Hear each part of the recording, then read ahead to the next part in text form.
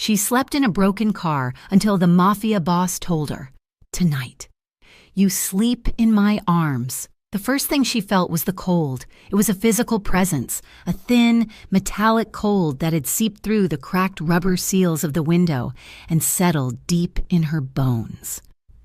Lena Rivers woke with a silent gasp, the air fogging in front of her face.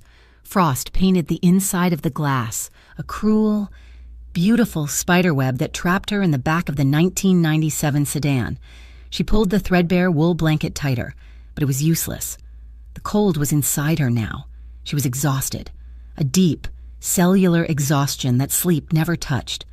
Her neck ached from the angle of the seat cushion, and her spine felt fused to the uncomfortable lump of the rear seatbelt mechanism. Another tremor ran through her, this one having nothing to do with the November air. It was a memory, sharp and jagged. Trevor's voice, thick with whiskey and a possessiveness that masqueraded as love. The sudden, sickening sound of a plate shattering against the wall, just inches from her head, the metallic tang of her own blood after her lips split against the floor. Lena squeezed her eyes shut, shoving the ghost of his hand away from her. He was gone, but he had taken everything. Her job, her apartment, her credit, her safety. He had left her with only this car, a car he had conveniently put in her name months ago, and the fading, yellow and purple map of bruises on her ribs. The engine had finally died 3 days ago, leaving her stationary. A sitting target. She had to move. If she stayed still, the misery would cement her to the vinyl. Lena carefully unfolded her cramped limbs. Her joints cracked in protest. In the cracked rear-view mirror, she saw a stranger. A woman with hollow, haunted eyes, matted brown hair, and lips chapped raw. She had $1.43, counted and recounted until the coins were warm. Not enough for food.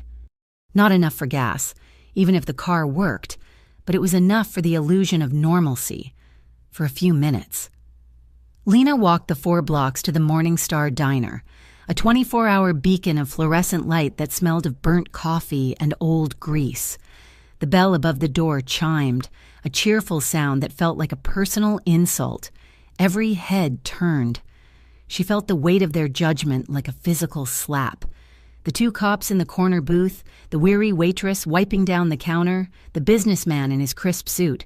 They saw the grime on her coat, the desperation in her posture.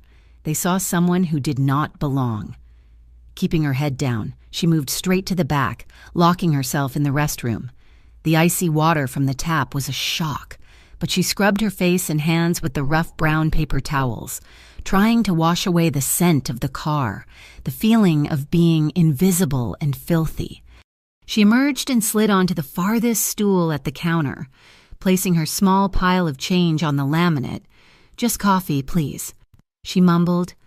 The waitress, a woman with tired eyes and a name tag that read Brenda, looked at the coins, then at Lena's face. Her expression softened from professional annoyance to something dangerously close to pity, which was infinitely worse. "Keep it, honey," Brenda said, sliding a heavy, warm ceramic mug toward her. "On the house," she leaned in, lowering her voice, "but you cannot stay here all day. The manager's a stickler." Lena nodded, her throat too tight to speak. She wrapped her frozen fingers around the mug. The warmth was shocking, painful. She sipped the bitter black coffee, nursing it for almost an hour, pretending to read the menu she could not afford. She had no next move. Night fell fast, the concrete canyons of Bravestone swallowing the weak afternoon sun. The temperature plummeted. She could not stay in the diner's lot. The manager had already threatened to have her car towed before it had died. She had spent her last few days of gas parking in a different spot every night, a rotation of industrial parks and quiet, dead-end streets.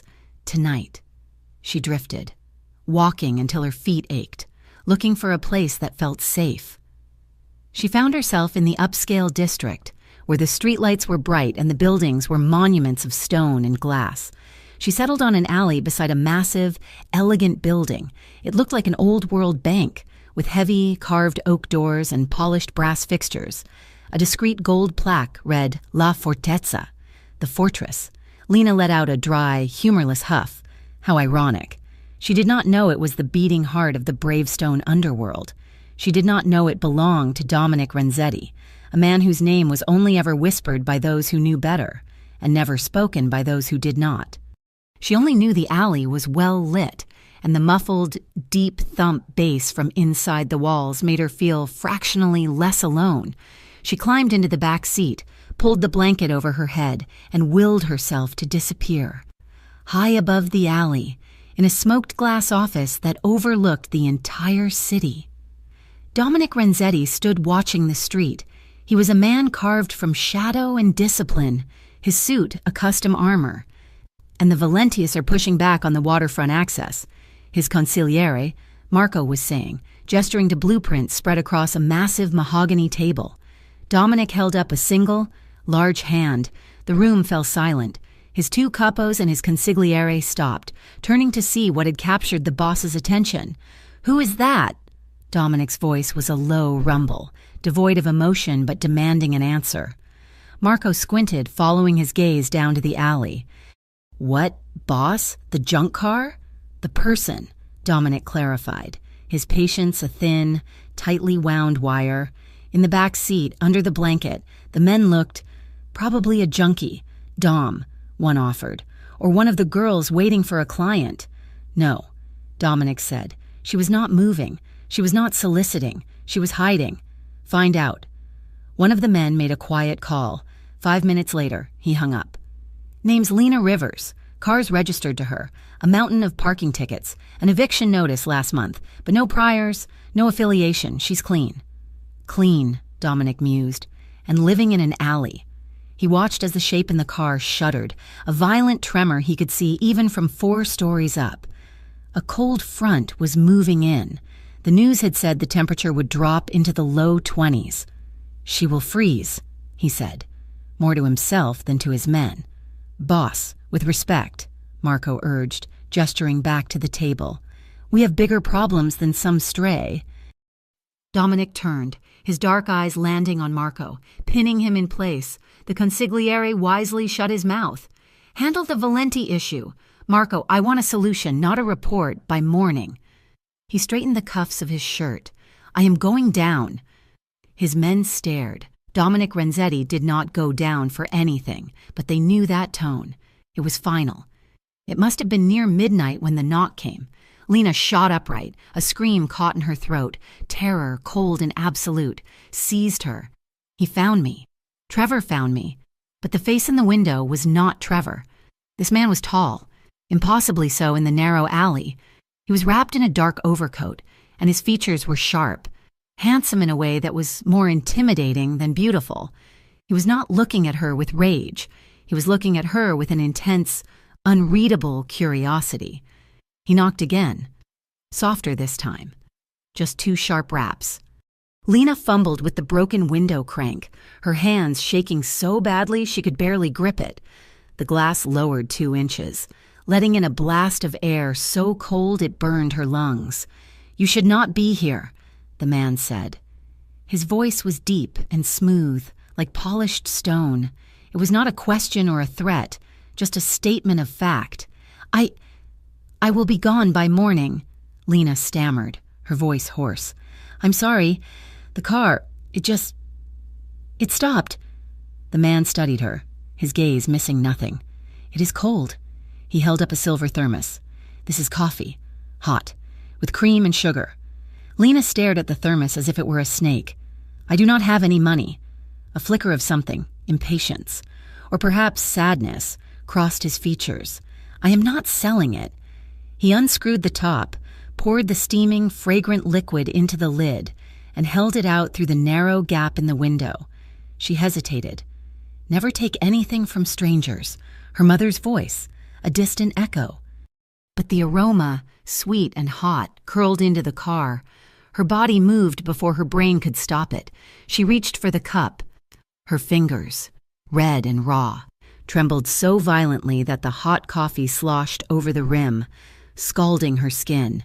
"Damn it," she hissed, yanking her hand back. The cup fell, clattering to the floor mat. The precious hot liquid vanished instantly into the grimy carpet. The man, Dominic, watched the tremor in her hands. He had seen fear his entire life. He had seen addiction. This was different. This was the vibration of a body running on empty, of nerves frayed past the breaking point. "You live in this car," he stated. Humiliation burned hotter than the coffee. "No," she lied, the word sharp. "I am just waiting for someone." Dominic's eyes flickered to the blanket, the empty water bottles, the small, worn duffel bag on the passenger seat. He did not call her a liar. "You cannot stay here." "I told you, I will be gone," she snapped, a sudden, desperate anger rising in her. "By morning, please, just leave me alone." Dominic held her gaze for a long, heavy moment. He saw the defiant tilt of her chin, but he also saw the faint, yellowish edge of a bruise on her jawline. Barely visible in the dim service light, he recognized the shadow of violence. It was the world he lived in. He nodded slowly, taking a step back from the car, giving her space. "By morning," he repeated. Lena quickly cranked the window shut, her heart hammering against her ribs. She watched him walk, not back to the club's main entrance, but down the alley, disappearing around the corner. Dominic did not return to his office. He found Angelo, his head of security, near the front door. Angelo was a mountain of quiet loyalty. "The girl in the alley, the blue sedan," Dominic said, his voice low. "Boss, you want her moved?" "No, I want her watched. Park a car at the end of the street. Black glass. No one approaches her. No one talks to her. If anyone but her goes near that car, you handle them. Understand?" Angelo nodded. "The order clear. Protection." "And in the morning, boss?" "In the morning," Dominic said, glancing toward the alley, "we will see if she is still lying." Lena did not sleep. She sat rigid, her back against the door, watching the mouth of the alley. A few minutes after the man left, a black town car glided silently to the corner and parked, its engine off, its windows dark. It just sat there, watching. She did not know if it was a threat or, strangely, a shield. She was too cold to care. Morning arrived not with sunlight, but with a weak, gray light that made the city look bruised. Lena's body felt like it was made of glass. Every muscle ached. She had to leave. The black car was still there. But the man from last night was right. She could not stay. She slid into the driver's seat, her frozen fingers fumbling with the key. She put it in the ignition and turned. Click, whir, click, click, nothing. "No," she whispered. "No, no, no, please." She tried again. Click, click, click. The battery was dead. The engine was dead. Everything was dead. It was the final straw. The last thread of her composure, already worn thin by weeks of hunger, fear, and relentless cold, snapped. Lena Rivers leaned forward, pressed her forehead against the freezing plastic steering wheel, and wept. Not quiet, dignified tears, but ugly, choking sobs that racked her entire body. She was trapped. She had nowhere to go, no one to call, and no way to get there. A tap on the window. She ignored it, pressing her head harder against the wheel. "Go away, go away." Another tap, firmer this time. Lena lifted her head, anger warring with despair. She wiped her face with the gritty sleeve of her coat. It was him, the man from last night. He looked different in the daylight, sharper, more defined. His dark hair was perfect, his jaw uncompromising. He wore a gray, tailored overcoat that probably cost more than her entire life savings, back when she had them, when he was not alone. Standing slightly behind him was a man in greasy overalls, holding a large toolbox, and in the man's other hand, he held a large paper bag that smelled unmistakably of bacon and fresh coffee. Lena cranked the window down, the cold air a welcome sting. "It will not start," she said, her voice a raw croak. "I know," Dominic replied. "This is Sal. He's a mechanic." Sal grunted a hello and motioned for her to pop the hood. She fumbled for the latch and pulled it. I cannot pay him," Lena said, the humiliation rising like bile. "Sal is taken care of," Dominic said simply. He held out the paper bag. "This is for you, breakfast, and the coffee you dropped last night." She stared at the bag, her stomach cramped, a painful, hollow ache. "I cannot accept this." Dominic's patience was wearing, but not with her. It was with the situation, with the man, whoever he was, who had put her here. "You are cold," he said, his voice soft but edged with steel. "You are hungry. Your car is broken. These are facts. Accept the help, Miss Rivers." She flinched. He knew her name. He saw the fresh wave of fear in her eyes and sighed, softening his approach. "Look, I'm not offering you a handout. I am offering a solution, just for one night." Sal slammed the hood of the car shut, wiping his hands on a red rag. "Batteries shot, alternators gone, and the starter's fried. This thing is not going anywhere. Boss, it is a brick." Lena's face crumpled again, a fresh wave of despair washing over her. Dominic moved closer, blocking her view of Sal, forcing her to look only at him. "Just for one night," he repeated, his voice low and firm, compelling. "It is going to be 20 degrees tonight. You will not survive that. My driver will take you to a safe place. A warm place. You can sleep. You can eat in the morning. If you want to leave, you leave. No questions. No debt." "A shelter?" she whispered, grasping at the only logical explanation. A dark look passed over his face. "No, not a shelter, my place." Her blood ran colder than the air. "I cannot go to a man's house. I do not even know you." "It is a private suite," he countered, anticipating her fear. "You will be alone. You will be safe. I give you my word." Lena looked at him, really looked at him. He was dangerous. Every instinct she had screamed that this man was not someone to be trifled with. But his eyes were not cruel. They were absolute. He was not asking, he was telling her what was going to happen. She was tired. She was so incredibly, numbingly tired. The fight was gone. "Okay," she whispered. The word was so quiet. He barely caught it. "Okay," she said again, louder, her voice breaking.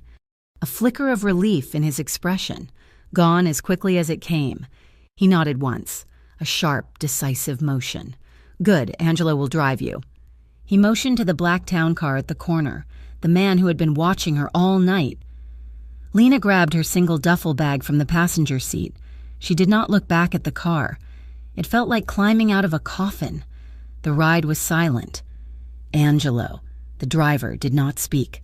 Lena stared out the window as the neighborhoods changed, from gritty industrial zones to gleaming, modern high-rises. They did not go to the club. They drove to the center of the city, to a tower of black glass that seemed to pierce the sky. They bypassed the lobby, taking a private elevator in the garage.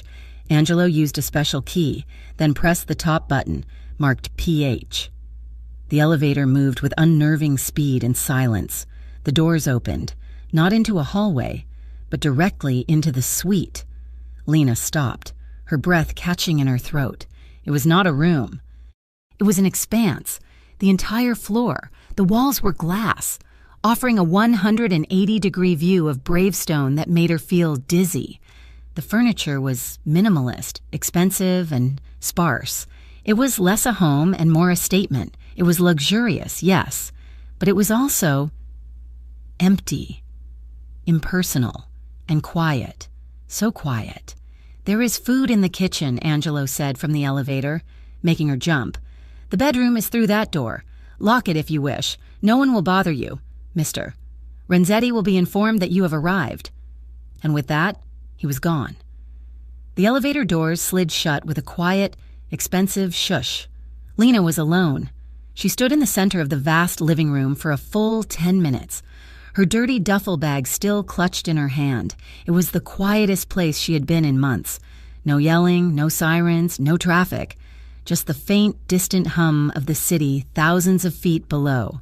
She walked, as if in a trance, toward the bedroom. The bed was the size of her entire car. She touched the sheets. They were impossibly soft. She went into the adjoining bathroom. It was larger than her last apartment.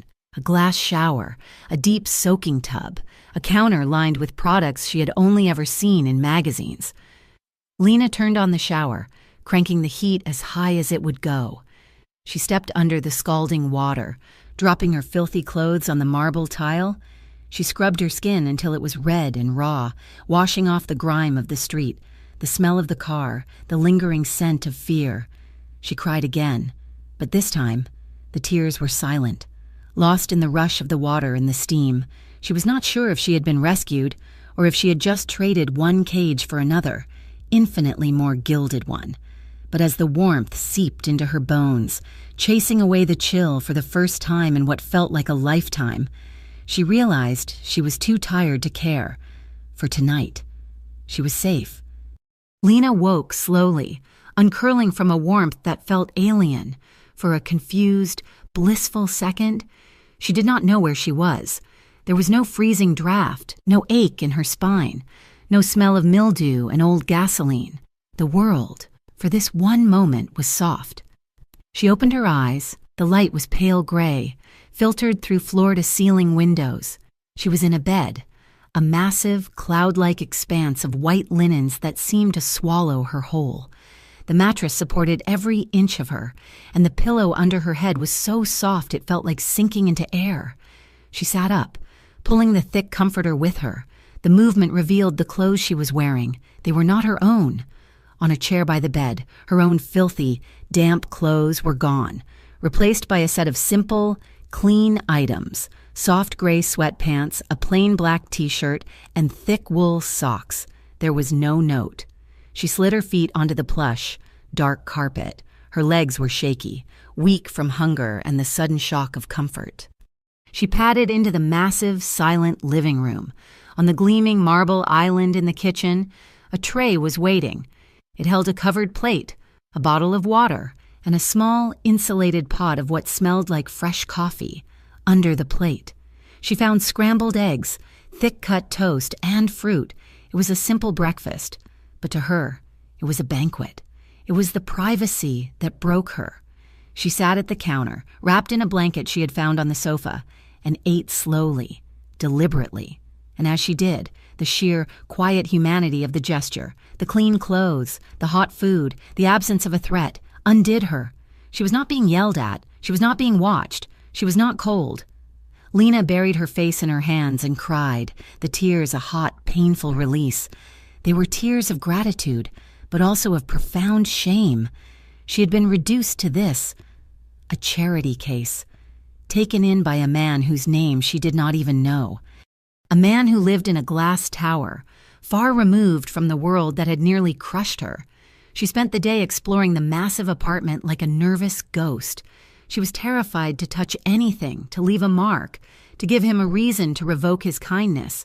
The place was beautiful but sterile, like a high-end hotel suite that no one ever truly lived in. The colors were blacks, grays, and whites. There were no photographs, no clutter, no sign of a personal life, just power, wealth, and silence. Late in the afternoon, the private elevator chimed.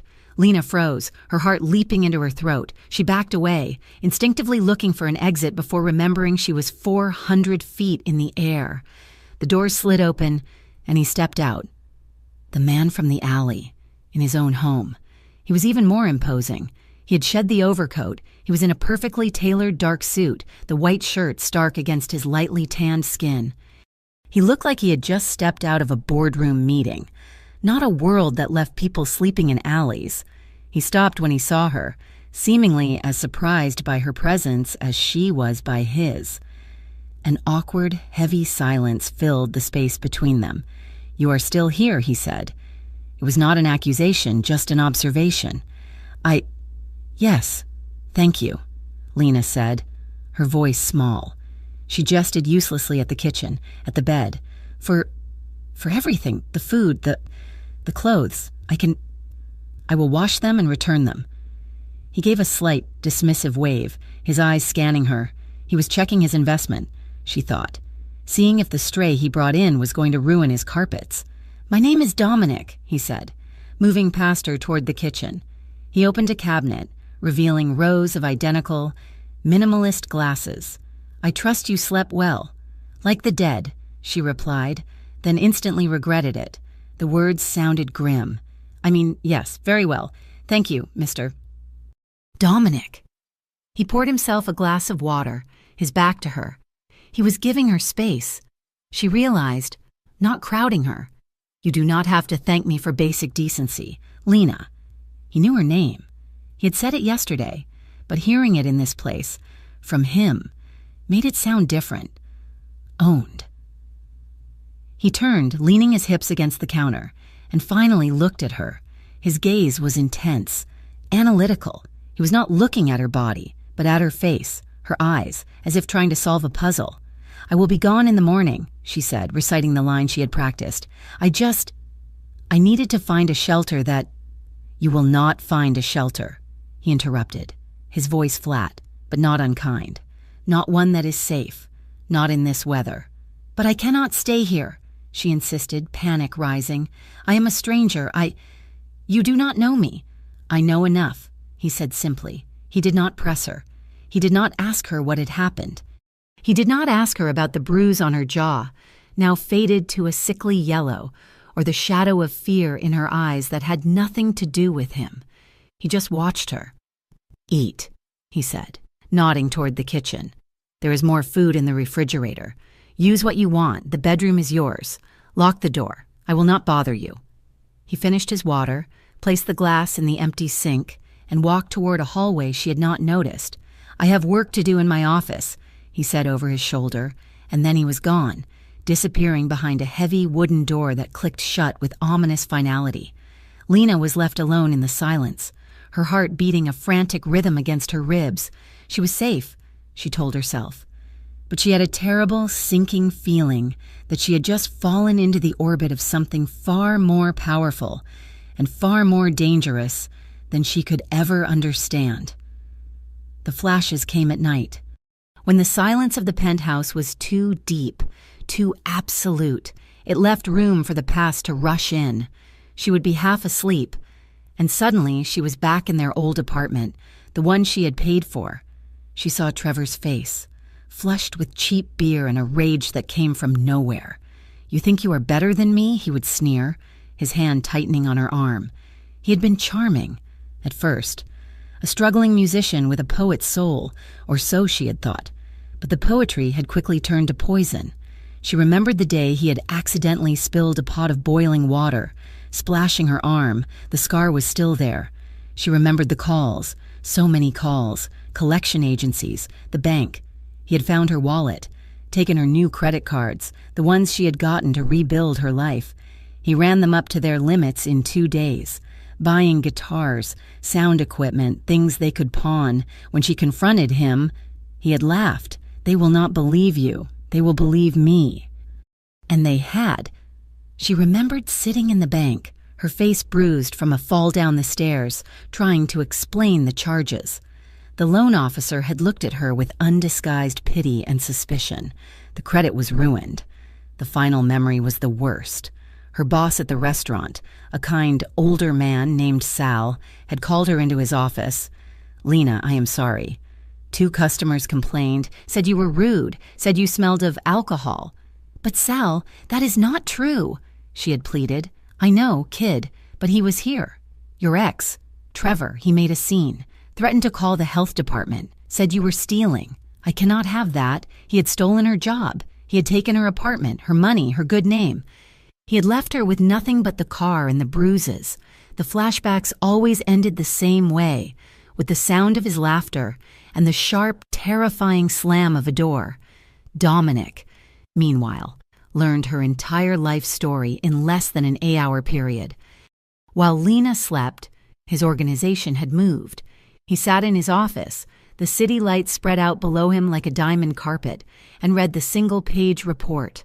Lena Rivers, 26, former honors student, waitress at the Gilded Spoon for 3 years, evicted. Restraining order filed against one Trevor Hayes. Violation reported, no arrest, credit score, abysmal. No family in the state, no assets, save a 1997 sedan. He stared at the words restraining order and violation reported until they blurred. The system had failed her. Trevor Hayes. He rolled the name around in his mind, committing it to memory. A name to be dealt with. But he said nothing to her. He kept his distance. He would leave in the morning before she woke and return late at night. He gave her the one thing he suspected she had not had in a long time: choice. She could stay, or she could go. He would not force her, but he knew she had nowhere to go. Lena could not stand the idleness. She could not stand the feeling of being a kept thing, a pet he had rescued. She was indebted to him, and the weight of that debt was suffocating. After 3 days of living in the sterile, silent penthouse, she started to clean. She scrubbed the already spotless marble counters. She organized the barren refrigerator. She learned how to use the complex, high-end washing machine to launder her new, simple clothes. She needed to feel useful. One evening, she found the pantry. It was stocked like a bunker for a gourmand. Flours, sugars, spices from all over the world, things she had only dreamed of cooking with. She would bake. It was a small, quiet act of rebellion. Baking was the one thing that was truly hers. Her grandmother had taught her. It was science and magic, a way to create comfort from nothing. She found yeast, flour, salt, and honey. Hours later, the sterile penthouse was transformed. It smelled of home. It smelled of warmth, of yeast, of caramelized sugar. She had 2 perfect golden brown loaves of honey oat bread cooling on the counter when the elevator chimed. Dominic stopped. He was later than usual. The negotiations with the Valenti crew had gone poorly, and the resulting street-level disagreement had been messy. He was tired. His shoulder ached, and his suit jacket was buttoned to hide the fact that his shirt cuff was stained. But he stopped. Not because of the sight of her, but because of the smell. It was the first time this place had ever smelled like anything other than glass cleaner and money. "You baked," he said. I hope it is okay," Lena said, her hands fluttering nervously, wiping them on a towel. "I used some things from the pantry. I will replace them." He unbuttoned his jacket, his movements stiff. "Do not be ridiculous. It smells—" He paused, searching for the word. "Good. It smells good." He pulled off the jacket, tossing it onto a chair. He rolled up his sleeves, and that is when she saw it. It was not a stain on his cuff. It was a long, dark smear of blood, fresh and wet, running from his wrist to his knuckles. Another, darker stain was blooming on the white fabric of his shirt, just below his ribs. Lena took a sharp, involuntary step back. Her hand flew to her mouth. The bread, the warmth, the illusion of safety. It all evaporated. The blood was dark, almost black in the low light of the kitchen. It was real. "Oh, God," she whispered, her eyes wide with a familiar terror. Blood meant violence. Blood meant pain. Blood meant Trevor. Dominic froze. He looked down at his hands as if just noticing the blood. He had not had time to clean up. He had wanted to get home, to the quiet, to the strange, nervous woman who smelled like bread. He saw her face. He saw the color drain from it, saw the way she wrapped her arms around herself, making herself small. She was not looking at him. She was looking past him, at a ghost. She was trembling. "Lena," he said, his voice low and urgent. She flinched, a violent, full-body shudder, as if he had raised his hand to her. That, more than anything, broke through his exhaustion. Her terror was not of him. He realized it was because of him. He was the trigger. His protective instincts, usually reserved for his family and his organization, roared to life. He held up his hands, palms out, showing her they were empty, despite the blood. "Lena, look at me." She looked, her eyes brimming with tears. "This," he said, indicating the blood, "is not yours. It will never be yours." He moved to the sink, his movements deliberate and slow, as if trying not to startle a deer. He turned on the hot water, took the soap, and began to scrub, the water turning pink and swirling down the drain. "This is my work," he said, his back to her. "It is ugly. It is often necessary, but there are rules." He turned, drying his hands on a black towel. He was clean now, but the image was seared into her mind. "I do not hurt innocents," he said, his voice a low, hard promise. "I do not hurt women. I do not hurt children. Ever. Do you understand me?" She could only nod, her throat too tight to speak. He took a step toward her. She did not flinch, but she did not breathe, either. He reached out, not to her, but to the bread. He tore off a small piece from the end of the loaf. "This," he said, "is a gift." He ate the bread, his eyes never leaving hers. "Thank you." That night, neither of them could sleep. The unspoken tension, the line that had been drawn, was too sharp. Dominic found her on the balcony, standing in the cold, wrapped in the same blanket she had been clutching when he found her. The city glowed beneath them, a silent, sprawling universe of light and shadow. "You should not be out here," he said, his voice a rumble beside her. "It is cold." "I am used to the cold," she replied, her voice distant. She stared at the river, a ribbon of black cutting through the lights. "What do you do? Dominic?" He leaned on the railing a few feet away, respecting her space. "I protect what is mine, my family, my territory, my business." "You are a gangster," she said. It was not an accusation. "Some people use that word. The men you hurt tonight," she whispered. "Were they innocent?" He was silent for a long time. "They were men who believed it was acceptable to sell poison to children in a schoolyard I protect. They were corrected." Lena absorbed this. It was a brutal, simple, terrifying logic. "You live in a world I cannot even imagine. And you," he said, turning to look at her profile, "have survived a world I would never allow to touch you." A single tear tracked down her cheek, and she wiped it away angrily. "I do not know how to trust," she admitted, the confession torn from her. "The last man I trusted. He tried to erase me. He took my home, my job. He told me I was nothing so many times that I started to believe him. Every time a man raises his voice or slams a door, I break." She looked at him, her eyes raw. "I see the blood on your hands, and I should be terrified of you, but the only thing I felt was angry, because it looked so much like my own." The wind was picking up, rattling the heavy glass doors. A low rumble of thunder echoed in the distance. A storm was rolling in, fast. "You are safer here than you have ever been," he said, his voice a vow, as if his words were a cue. The first fat drops of rain began to splat against the glass. The wind howled, a sudden, violent shriek. It was the sound, the sudden, violent shriek of the wind. It sounded like Trevor. It sounded like a scream. Lena's breath hitched. "No," she whispered. "Lena, let's go inside," Dominic said, reaching for her arm. "No, no, no." She started to pant, backing away from him, her eyes wide and unseeing. She was not on the balcony. She was in the old apartment, and Trevor had just broken the lock.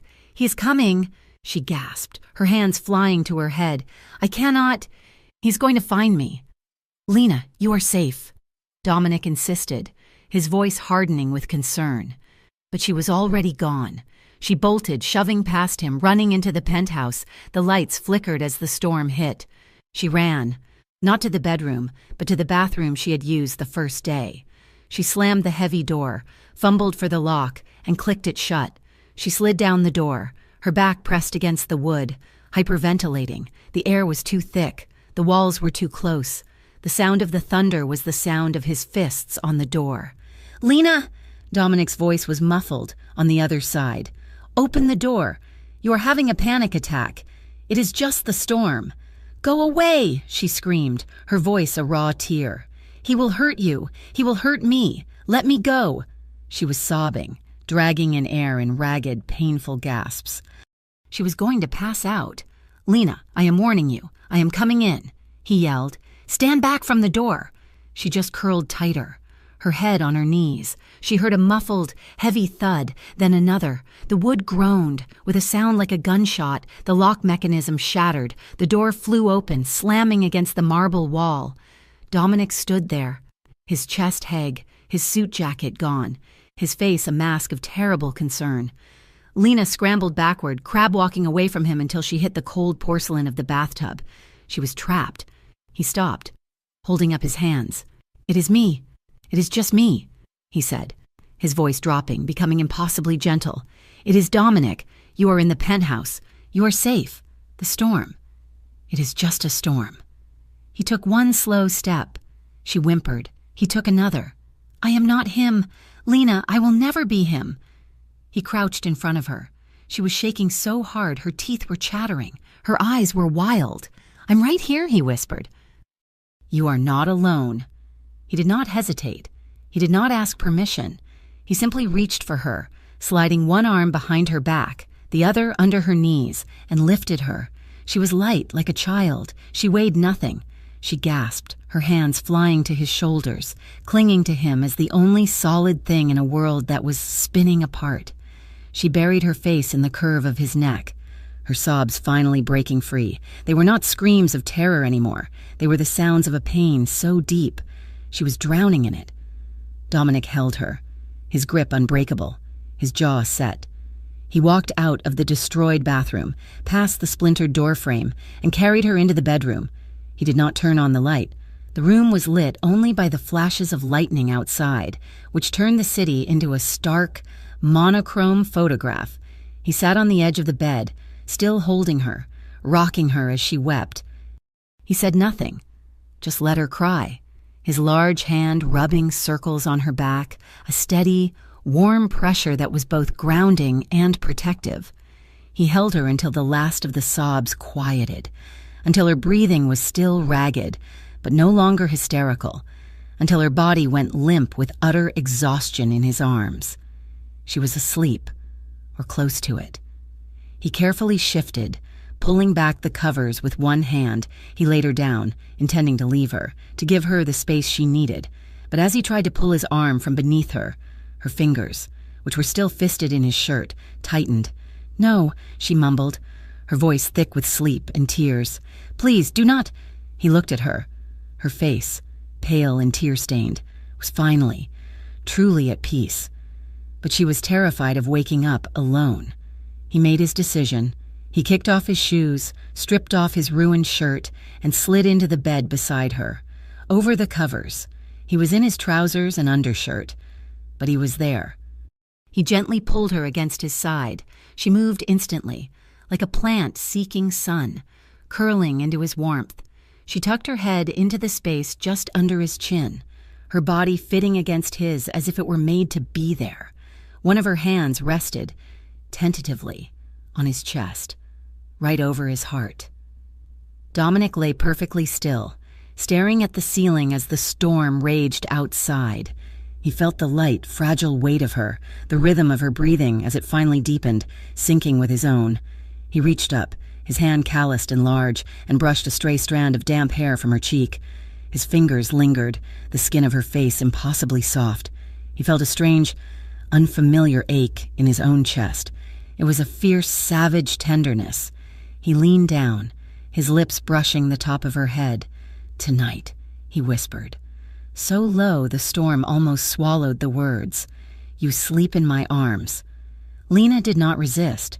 She sighed, a deep, shuddering release of all the tension, all the fear.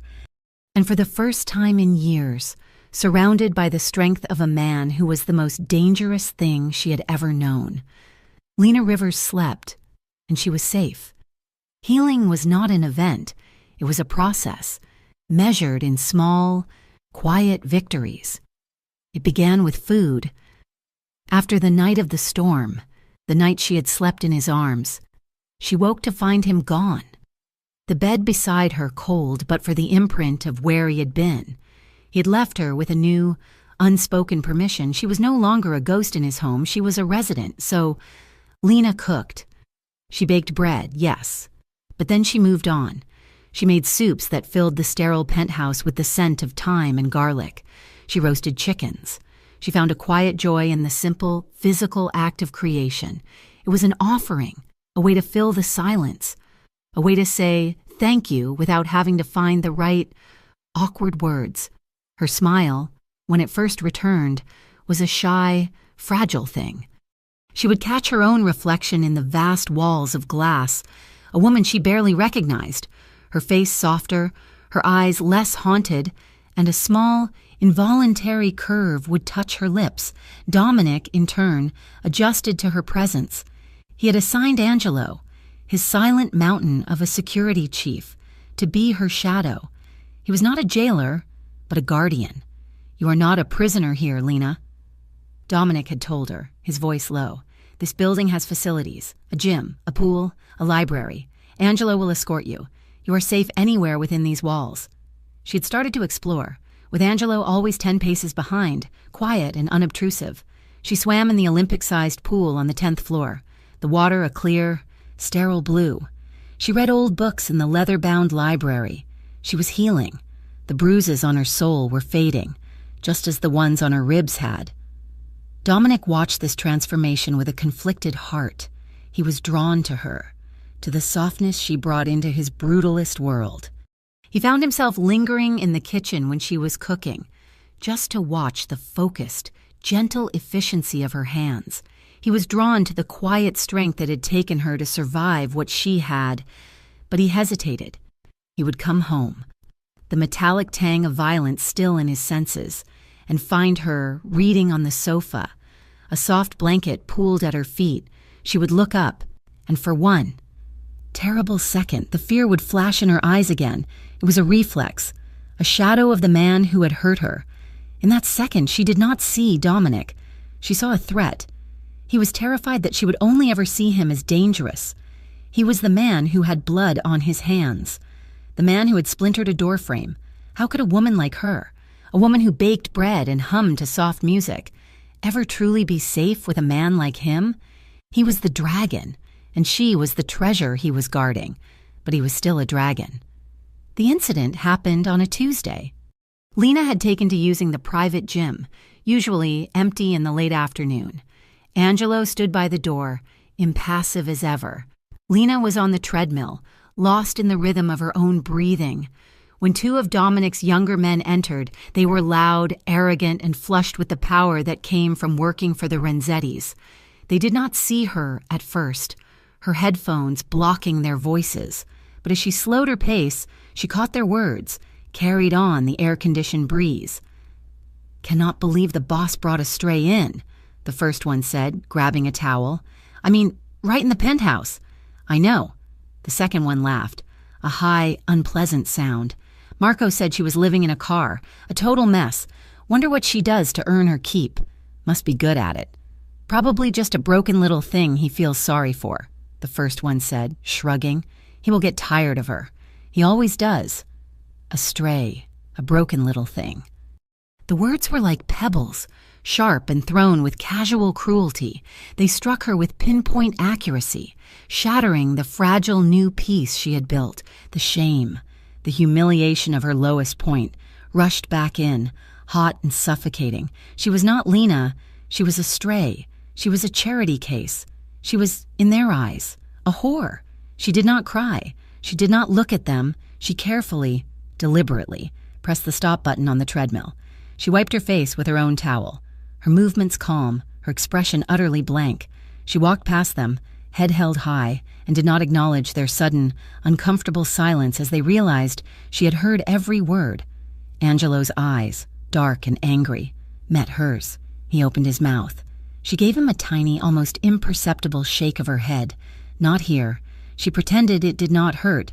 She went back to the penthouse, showered, and started to prepare dinner, her movements precise, almost robotic.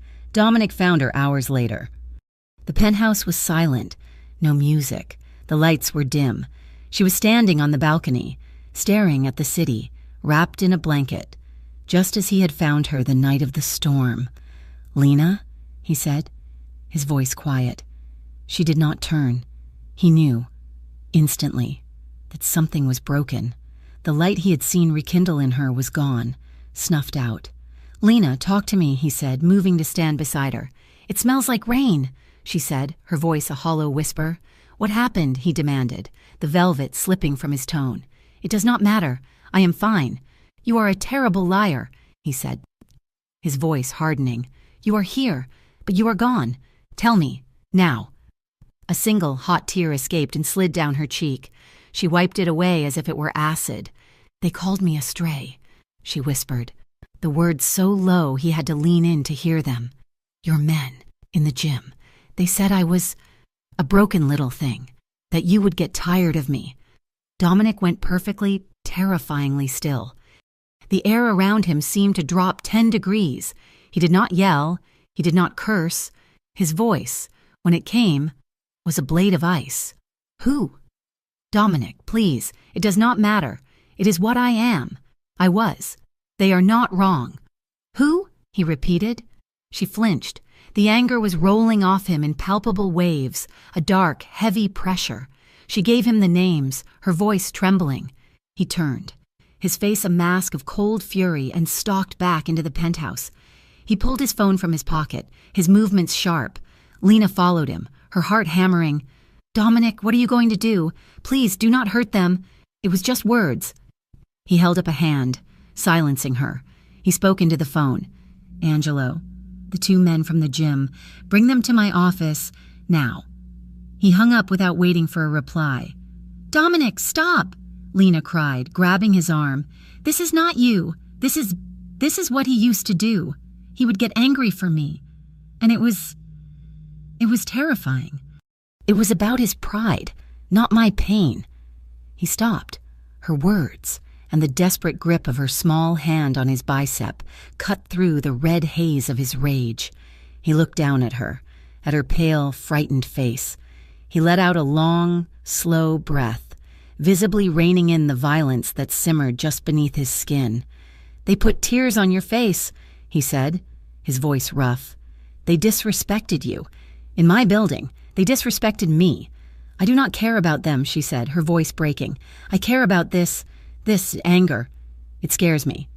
He looked at her for a long moment, the internal battle warring on his features. "I will not harm them," he said, the words costing him. "But I will handle this." He left her, not for his office in the penthouse, but for the elevator. He was going down to the club. He was going to handle it. Lena was left alone in the silence, her body shaking. She had provoked the dragon. He returned 3 long hours later. He looked the same. His suit was immaculate. His hair was perfect, but his eyes were dark, and his knuckles were faintly red. He had lied. He found her in the living room, curled on the sofa, waiting. "It is done," he said, his voice flat with finality. "They have been reassigned. They will not speak to you, or of you, ever again.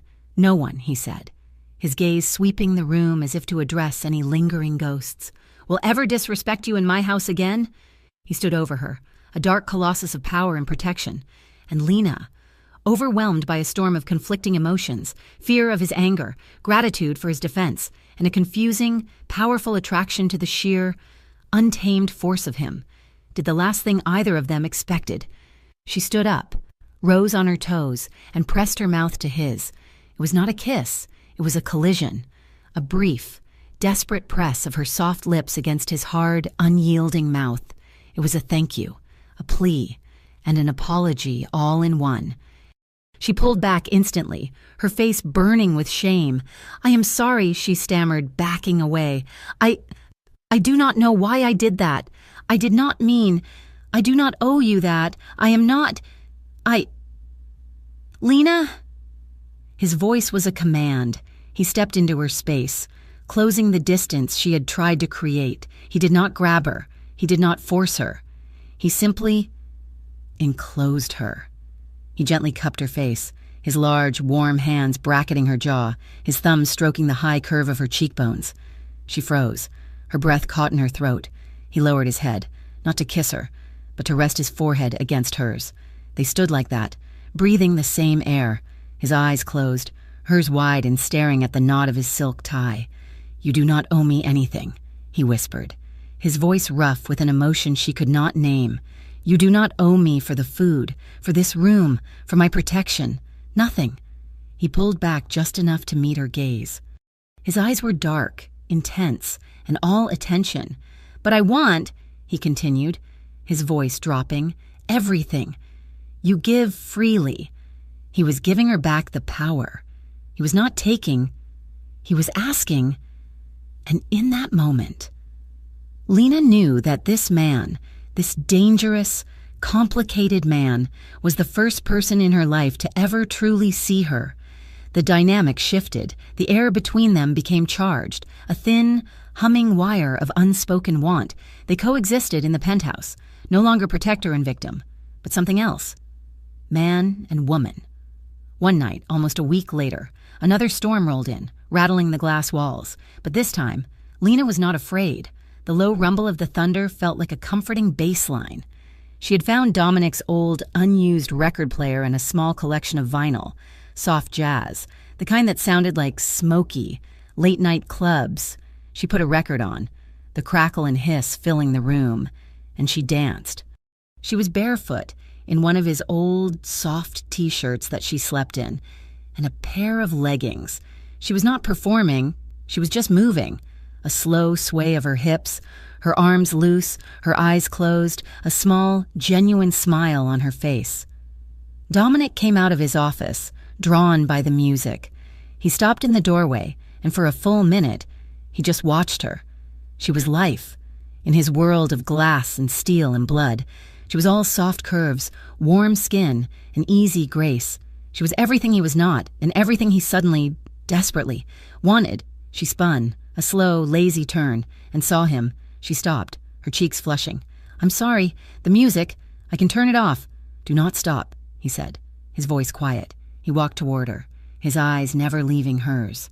He shed his suit jacket, tossing it on a chair, and undid the top button of his shirt, loosening his tie. I do not really know how to dance," she stammered, her heart beginning to pound. "Neither do I," he said. He held out his hand. She took it.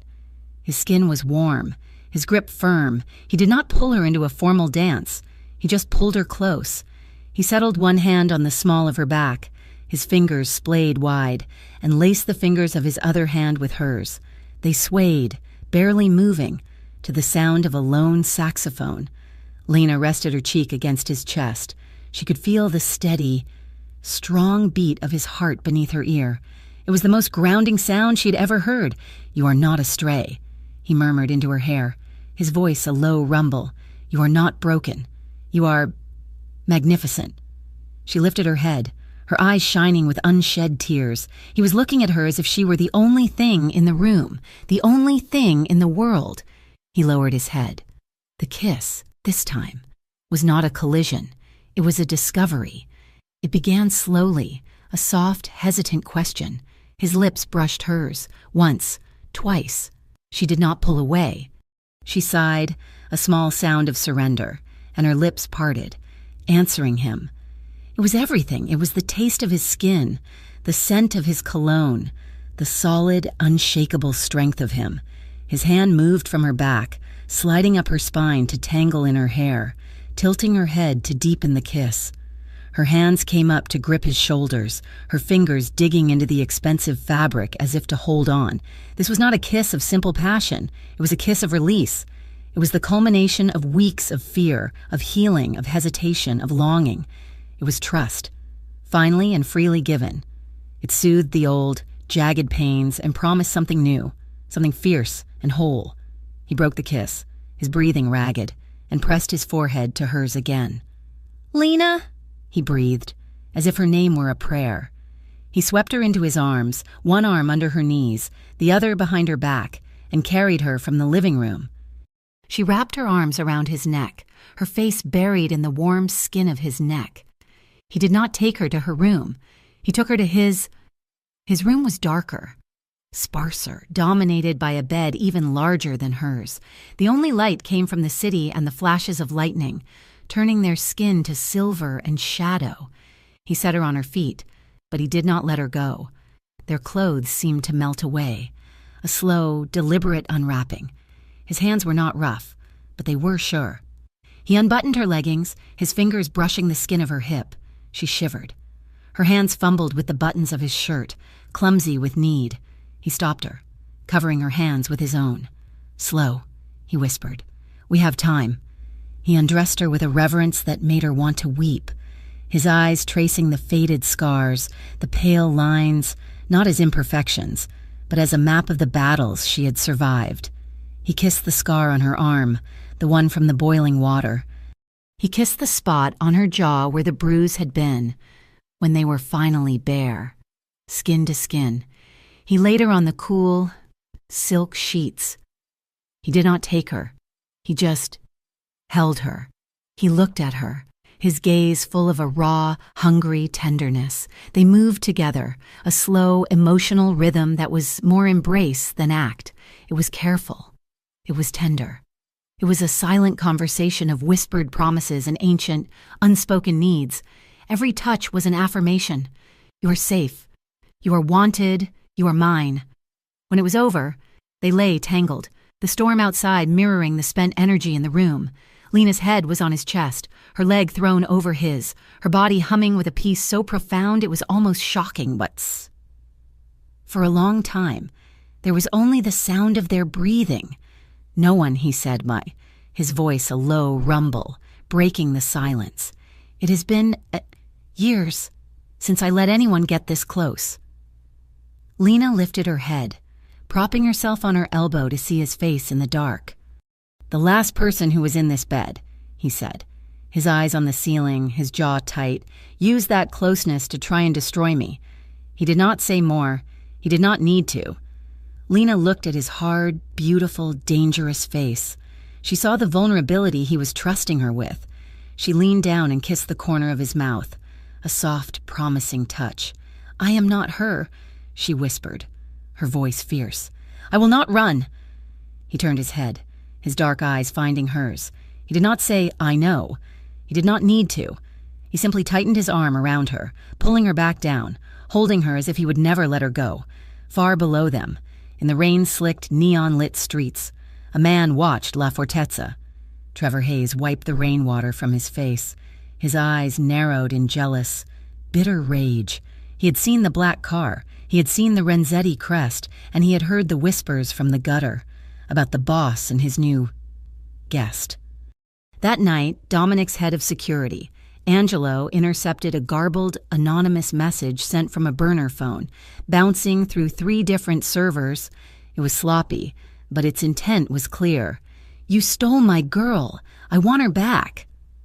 The morning light in Dominic's bedroom was soft, filtered through curtains that muted the city. Lena woke up first, tangled in sheets that smelled like him. A complex, clean scent of expensive soap, faint spice, something uniquely, darkly male. She'd never known this kind of peace. A quiet so profound it felt like a physical blanket. She slipped out of bed, pulling on one of his long-sleeved t-shirts. It fell to her mid-thigh, a soft gray armor that felt more protective than anything she had ever worn. She padded into the kitchen, the silence of the penthouse a comfort, and started the coffee machine. When the elevator chimed, it was not Dominic but Angelo, holding a small, sealed envelope. He handed it to her wordlessly and retreated to his post outside the door. Lena, curious, placed it on the counter. Dominic emerged from his office an hour later, his hair damp from a shower, his face clean-shaven. He looked rested, and when he saw her in his shirt, a small, almost imperceptible smile touched his mouth. He kissed her. A long, slow kiss that was both a greeting and a claim. It was possessive, but it was not threatening. It was ownership. "Good morning," she murmured against his lips. "It is," he said, his voice a low rumble. He saw the envelope on the counter and his smile faded. He picked it up. "Angelo just brought it," she said, turning to pour his coffee. He tore it open. It was a single sheet of paper. A message printed in crude, block letters, a transcript of the one intercepted by his team. Lena turned, holding his mug, and saw his face. It was no longer the man who had kissed her. It was the man who had blood on his hands. It was the boss. "Dominic, what is it?" He did not answer. He just held the paper out to her. Her eyes scanned the words. "You stole my girl. I want her back." The mug slipped from her fingers, shattering on the marble floor, the hot coffee splashing across the gleaming white. Lena did not even notice. The blood drained from her face, leaving her a sick, pale white. "My girl," she whispered, her voice choking. It is him. It is Trevor." The fragile peace of the morning, of the entire past week, shattered like the cup at her feet. "Oh, God!" she gasped, her hands flying to her mouth. "Oh, God, Dominic, what have I done?" She backed away from him, her eyes wide with a terror so profound it eclipsed everything else. "He knows. He knows I am here. I brought him to you. I brought this to your doorstep. Lena," he said, his voice a low, hard command. No, I have to go." She was babbling, half crying, running on pure, adrenalized fear. She turned and fled toward the bedroom, to the few things she now owned. "I have to leave. I will not let him hurt you. He's crazy. Dominic, you do not understand. He'll burn your whole world down just to get at me. I have to go." She was pulling open drawers, grabbing the soft t-shirts, the leggings he had provided, tears streaming down her face. "Lena." He was in the doorway. He was not moving, just watching her, an immovable object. "Please, Dominic, just let me go," she begged, collapsing onto the bed, her hands full of clothes. "I cannot be the reason. I will not be the reason he hurts you. He is obsessive. He will not stop. Just let me disappear. I can go north. He will never find me." He walked slowly toward her. He crowded in front of her, forcing her to look at him. He gently, firmly, took the clothes from her shaking hands and set them aside. "Do you think I am afraid of him?" he asked, his voice quiet. "No," she wept, "but I am, for you." He took her face in his hands, his callous thumbs brushing away the hot tears. His eyes were dark, intense, and utterly calm. "Listen to me," he said, and the command in his voice cut through her panic. "When I brought you here, when I found you in that car, you were a guest, a person I was helping." He leaned in, his forehead pressing against hers, the way he had done after their first, impulsive kiss. "Things are different now. You are not my guest anymore." She held her breath, her eyes locked on his. "You are mine," he whispered. The words a brand, a vow. "And I protect what is mine. You are not leaving. You are not running. You are staying here, where I can see you, and I am going to handle this." The possessiveness in his voice, which would have terrified her coming from any other man, was the only thing that stopped her shaking. It was not the desperate, unstable obsession of Trevor. It was the absolute, unshakable promise of a king. "He will not stop," she whispered, a last desperate plea. "Good," Dominic said, a terrible, cold smile touching his lips. "Then he is predictable." Trevor escalated. The next day, a package arrived. This time, it was not intercepted. It was delivered directly to the penthouse, addressed to Dominic Renzetti. Angelo had cleared it. But it was not a bomb. It was something worse. Dominic was in his office, in a tense meeting with his consigliere, Marco, when Lena brought it in. It is for you," she said, her voice small. "Just put it on the desk, Kara," he said, his attention focused on the spreadsheets Marco had opened. "Boss," Marco said, his tone grim. "The Valenti crew, they are the ones who backed this Stronzo Trevor. They bought his marker. He's working with them." Dominic's head snapped up. "The Valentis are using my woman to get to me. They are using his obsession to get to you," Marco corrected. But he knew it was a losing battle. "This is not just about Lena anymore. They are testing you. They see her as your weakness, and they are pushing. They want a war, Dom, and they are using this bastard to start it. Then a war they will get." Dominic growled. "Dominic," Lena said, her voice shaking. He and Marco finally looked at her. She was holding the open envelope, her hand trembling. A small stack of photographs was in her palm. "What is it?" Dominic asked, his irritation at the interruption fading into concern. She could not speak. She just held them out. Dominic took them. They were not threats. They were memories. They were ghosts. The first was Lena. Her face turned away, but the massive purple bruise covering her shoulder and back was unmistakable. The second was her, cowering in the corner of her old apartment, her hands up as if to ward off a blow. The third, and worst, was a close-up of her face, her eyes swollen shut, a single tear tracking from the other as she held a bag of frozen peas to her cheek. Lena made a small, strangled sound, as if she were suffocating. Dominic looked at the photos, his face going utterly, terrifyingly blank. The air in the room became heavy, suffocating. He used to take pictures," she whispered, her voice sounding far away. He said it was to remind me what I made him do." Dominic carefully, almost reverently, placed the photos on his desk. He looked at the one of her with the black eye. Marco, seeing the look on his boss's face, began to back toward the door. "Boss." Dominic did not hear him. He was perfectly still for 1, 2, 3 seconds. Then, with a roar that was pure, apex predator rage, he swept his arm across the desk, the high-end laptop, the monitors, the heavy crystal whiskey decanter, All of it was launched into the air, smashing against the far wall. But it was not enough. He gripped the edge of the massive, custom-built mahogany desk, his knuckles white, his biceps straining against his suit. He let out another guttural sound as he lifted, his muscles screaming. He was trying to break the unbreakable, to destroy the solid wood with his bare hands. The ancient desk groaned, a leg splintering at the joint. "I will kill him," he said, his voice not a yell, but a low, terrifying promise that vibrated with killing intent. "I will tear him apart with my own hands." "Dominic!" Lena screamed. She ran to him, grabbing his arm, pulling him away from the wreckage, terrified not of him, but for him. She'd never seen such unrestrained fury. He was panting, his chest heaving, his eyes wild. He saw her, and the rage faltered, replaced by a sudden, agonizing tenderness. He pulled her into his arms, crushing her against his chest, his hand tangling in her hair as he held her head to his shoulder. He was hiding the world from her, and hiding her from his own rage.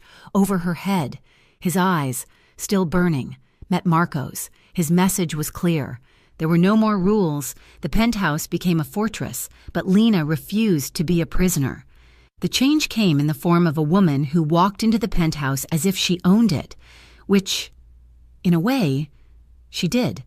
She had Dominic's eyes and his commanding presence, but where he was a dark, quiet shadow, she was a wildfire.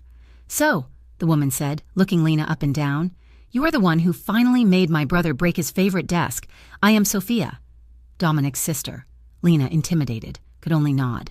Sophia circled her, her appraisal sharp and not entirely kind. "He has you guarded. He has you locked in this tower. He thinks he is protecting you." She scoffed. "He's being a man. He's building a cage. He does not understand. You do not survive a wolf by hiding from it. You survive by becoming one." I do not know how," Lena whispered, ashamed. "No," Sophia agreed, "but you will learn. I will be here tomorrow, 7 in the morning, in the gym. Do not be late." The training was a special kind of hell. Sophia was relentless. She was a master of Krav Maga, a brutal, efficient form of self-defense. "Again," Sophia commanded, her voice ringing through the empty gym. Lena threw a punch, but it was weak, hesitant. Sophia blocked it easily and slapped her, a sharp, stinging blow across the cheek. Lena recoiled, tears springing to her eyes. "Do not cry," Sophia snapped. "Crying is what victims do. You will not be a victim. You will be a weapon. He hit you. This garbage, Trevor, he hit you, and you cowered. Now, you will learn to hit back. Again." Something in Lena snapped. The sting on her cheek, the humiliation, the memory of Trevor, it all coalesced into a single, burning point of rage. She screamed, a raw, primal sound, and launched herself at Sophia. Sophia, surprised by the sudden fire, laughed. She sidestepped, caught Lena in a joint lock, and took her to the mat, but the respect in her eyes was new. "Good," she panted, letting Lena go. "There you are. I see the fire. Now, we will learn how to aim it." For weeks, Lena trained. Her body ached, her knuckles were raw, but for the first time in her life, she felt her own power. Meanwhile, the war outside the penthouse escalated. The Valentis were testing Dominic's defenses, drawing him out. One of his armored cars was found in the river, its tires slashed. A shipment of liquor was hijacked. They were small, irritating. Costly attacks designed to make him look weak, to force him to overreact. Dominic grew darker, more stressed. He spent long nights in his office with Marco, planning, countering, but he would always come and find Lena in the gym, watching her. One night, he found her long after Sophia had left, her hair slick with sweat, her hands wrapped, pounding a heavy bag with a rhythm that was both graceful and brutal. He watched her, his heart aching with a pride and a desire so fierce it almost brought him to his knees. She finished, panting, and finally saw him. She did not flinch, she did not cower. She just looked at him, her eyes bright with exhaustion and something new. "Fire. You are strong," he said, his voice rough. She unwrapped her hands, her new muscles flexing. "I did not know I was allowed to be," she said, her voice steady. "I spent so long trying to be small, to not make a sound, to not take up space. I thought I thought that was how you survived, by being invisible." She looked at her own hands, at the raw knuckles. "I did not know I was allowed to feel this strong." He stepped toward her. "Show me." "What?" she asked, her breath catching. "Show me what Sophia taught you," he said. "Spar with me." "I am not him. I will not break." He came at her, fast and low. She reacted on instinct, blocking his arm, her body moving in a way she never thought possible. He was toying with her, testing her, his movements fluid and powerful. "Good," he praised, circling her. "But you are thinking. Do not think. Feel." He lunged, and she ducked, but he was too fast. He caught her, spinning her around, and slammed her, gently but firmly, against the padded wall of the gym. He pinned her, his forearm across her collarbone, his body a heavy, warm weight caging her. They were both breathing hard, the air thick with the smell of sweat and the clean, sharp scent of adrenaline. "Not bad," he whispered, his lips just inches from hers. The fight, the fear, the adrenaline, and the weeks of pent-up longing coalesced. This was not fear. This was life. She looked at him, her chest head against his, and then she did something neither of them expected. She grabbed his wrist, the one pinning her, her grip surprisingly strong. He looked down at her small, powerful hand on his arm, and a slow, dangerous smile spread across his face. The sparring was over. He leaned in, and the kiss was not soft. It was not gentle. It was a raw, electric collision of two equal, desperate forces. It was all teeth and tongue, and a fight for dominance that neither wanted to win. It tasted of salt, of sweat, of her, of him. She laughed, a breathless, giddy sound as he lifted her, her legs wrapping around his waist as he pressed her harder against the wall. The passion was sudden, immediate, and all-consuming. It was the thrill of the fight, the sharp edge of danger, the safety of his arms, and the heat of her own strength, all blended into one. He pulled back, his forehead resting against hers, their breaths mingling. "You are," he panted, "incredible." Later that night, the peace in the penthouse was different. It was not the fragile peace of before. It was a solid, earned calm. They lay on the sofa, wrapped in a blanket, Lena's head on his chest. "I need to tell you something," he said, his voice a low rumble. "I told you I would keep you safe, but I am not just keeping you safe. That is not what this is." He kissed the top of her head. "When this is over, when Trevor is gone, and the Valentis are put back in their place, I want to give you a future, Lena. A real one, not just safety." It was the closest he had ever come to saying he loved her. It was his promise of permanence. Lena felt tears well in her eyes, but for the first time in her life, they were not tears of fear or pain. They were tears of joy. She kissed his hand, her heart too full to speak. They slept in his bed, tangled together, the city lights a distant, silent glow. The sound that woke them was not loud. It was a soft, metallic click from the living room. Dominic was awake in an instant. In one fluid motion, he was sitting up, the gun he kept in the nightstand drawer in his hand. "What?" Lena whispered, her heart leaping into her throat. "Shh," he commanded. "Stay in this room. Do not," he said, his eyes hard. "Come out." He moved, a silent shadow in the dark, slipping out of the bedroom and pulling the door almost closed behind him. Lena sat, her heart pounding, her ears straining. She heard a muffled voice, a scuffle, and then the sound that shattered the world. Pop, pop, pop, gunfire. Not a loud explosion, but the silenced, deadly sound of professional weapons. "Dominic!" she screamed, her blood running cold. She scrambled from the bed, ignoring his order, and ran to the door. She pulled it open. The penthouse was dark, but the elevator doors were open, the light from the hallway spilling in. She saw Angelo, Dominic's bodyguard, slumped against the wall, a dark pool spreading on the marble floor. Before she could scream, a heavy hand clamped over her mouth from behind. She was not alone in the room. She fought, she twisted, she bit, she stomped. She drove her elbow back, just as Sophia had taught her. She connected with something solid, and the man grunted. But there was another. Strong arms wrapped around her waist, lifting her off the ground. She kicked. scratching at the hand over her face. "We have her!" A voice growled. She saw a flash of movement near the elevator. Dominic, he was alive. He was fighting, but there were too many. "Lena!" he roared. A third man approached her. His face masked, he held a small, dark object. Lena felt a sharp, cold sting in her neck, a needle. Her strength evaporated instantly. The world tilted, the edges of her vision turning dark and blurry. Her legs gave out.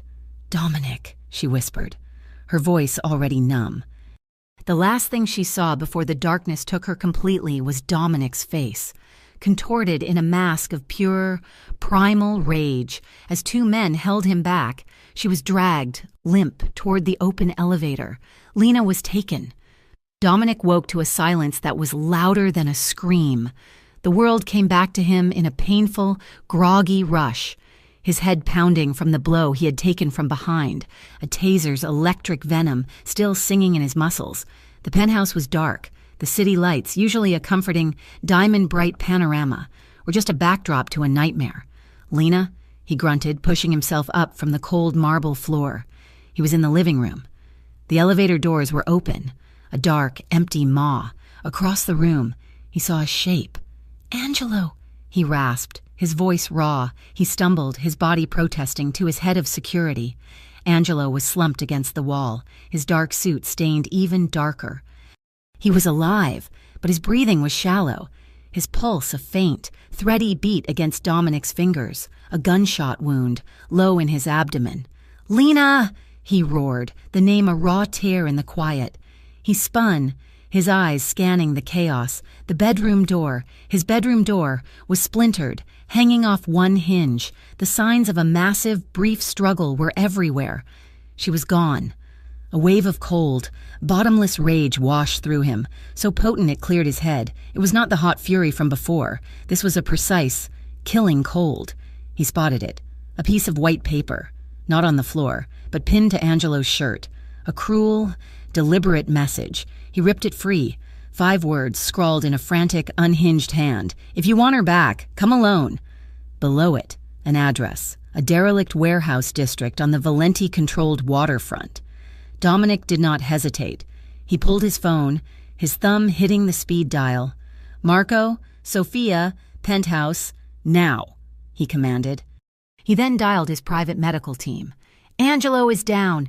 GSW, get here. Save him." He ended the calls and went to work. His first duty was to the man who had bled for him. He ripped open a decorative cushion, pressing the clean insides to Angelo's wound, applying brutal, saving pressure. He held it until he heard the private elevator, and his team swarmed in, taking over. He walked, without a word, past them. He did not go to his office. He went to a blank wall in his dressing room, pressed his palm to a biometric scanner, and the wall slid away, revealing his armory. It was not a collection. It was a statement of intent. He did not just grab a pistol. He began to suit up, his movements fluid and economical, a lightweight, flexible, bullet and knife-proof vest under his shirt, 2 custom-stamped pistols, holstered at his hips, a third, smaller at the small of his back, a fourth at his ankle, 2 knives, extra magazines, which he slotted into the vest with sharp, metallic clicks. He was not a businessman. He was not a boss. He was a soldier. "Dominic!" Sophia burst in first, her face pale, Marco on her heels. They saw the blood on the marble, the medical team working frantically, the open armory. "Where is she?" Sophia demanded, her voice shaking with a rage that mirrored his. "They took her," Dominic said, his voice a low, dead rumble. He did not look up, his hands busy checking the action on his main pistol. "Trevor, the Valentis, they took her." He tossed the note onto a table. Marco read it, his face hardening. "It is a trap. Dominic," Marco said, his voice a desperate plea for reason. "You know this. You go in alone. You die. She dies. This is what they want. They are using her to get you in the open." "I am going," Dominic said, sliding a final magazine into his vest. "Brother, fratello, please," Sophia begged, finally breaking, her hand grabbing his arm. The gesture was so much like Lena's. It almost made him pause. "Do not let your rage make you stupid. Let us call the men. We have 50 soldiers who would tear that warehouse down with their bare hands for you. For her. No."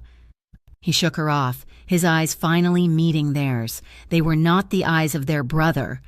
They were the eyes of a killer. Empty and focused. Alone. That is the price. If I bring an army, they kill her. They are cowards. They will use her, and they will kill her the second they see my men. He started to walk toward the elevator.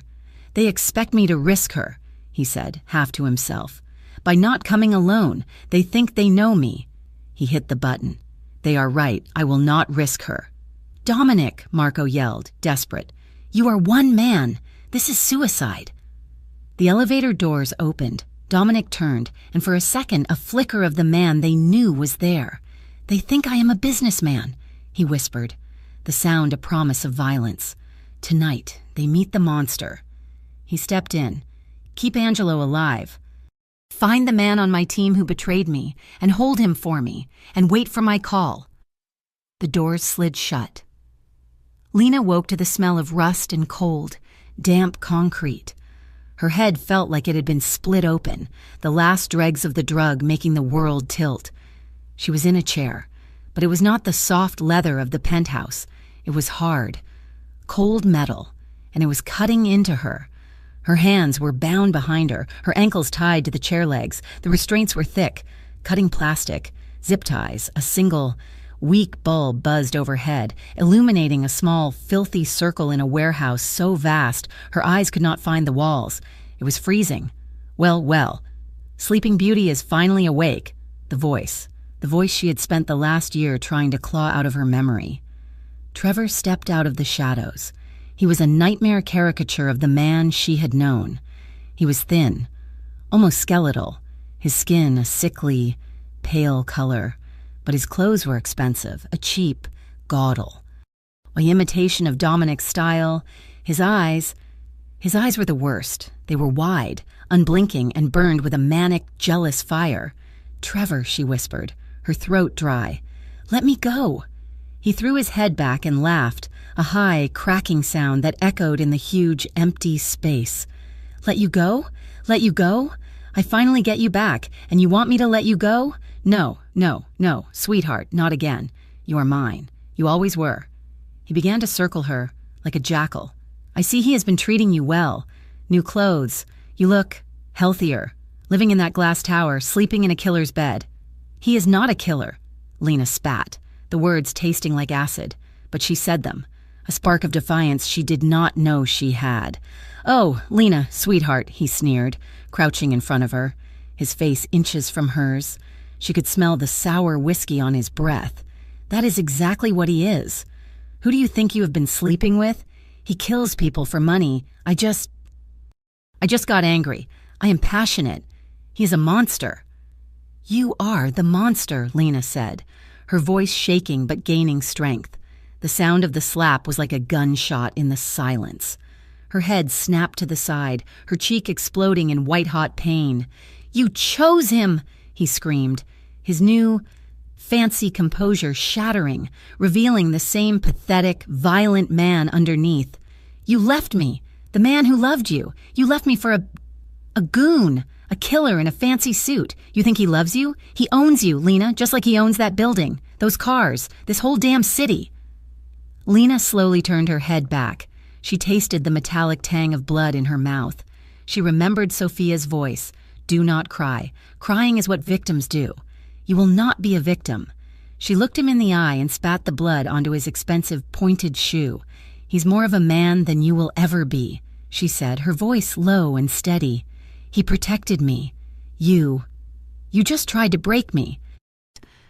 Trevor's face went from white to a deep, mottled purple. He raised his hand to hit her again, but he stopped, a slow, cruel smile spreading across his lips. "No, you are right. I did try to break you, and now he gets to watch me finish the job." He stood up, pacing. "He is coming, got the message. Come alone. And he will. Because he is just as stupid as you are. He thinks he is a hero, and when he gets here, he will get to watch me put a bullet in your perfect, new, unbroken face, and then my new partners. He gestured to the shadows, where Lena now saw the shapes of at least 6 other men. "We'll kill him. It was their plan all along, using me to get to you, to get to him. It is poetry. A puppet. He was just a puppet, and she was the bait." Lena's fear did not vanish, but it sharpened. It turned to steel. She was not the girl from the car. She began to twist her wrists, pulling the zip ties against the sharp metal edge of the chair. She remembered Sophia's lesson. Create friction. Find the weak point. It will hurt. Let it hurt. The plastic bit deep. A sharp, searing pain. But she did not stop. She needed to stall. "So that is it?" she taunted, her voice echoing. "You are just the Valenti's little errand boy. I thought you were a musician. Trevor, now you are just a tool." "Shut up," he shrieked, his composure gone.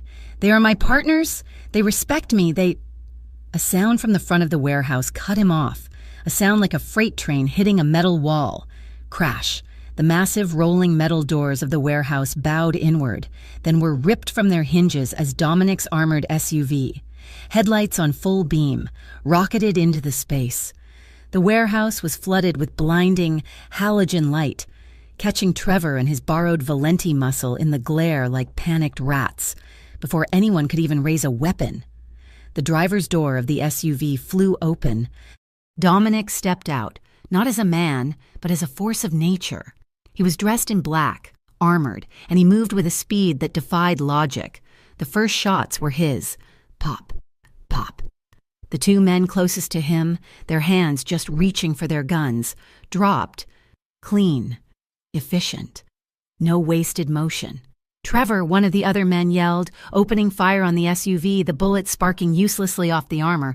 Trevor, in a move of pure, sniveling cowardice, grabbed Lena. He hauled her, chair and all, to her feet, shoving a pistol to her temple.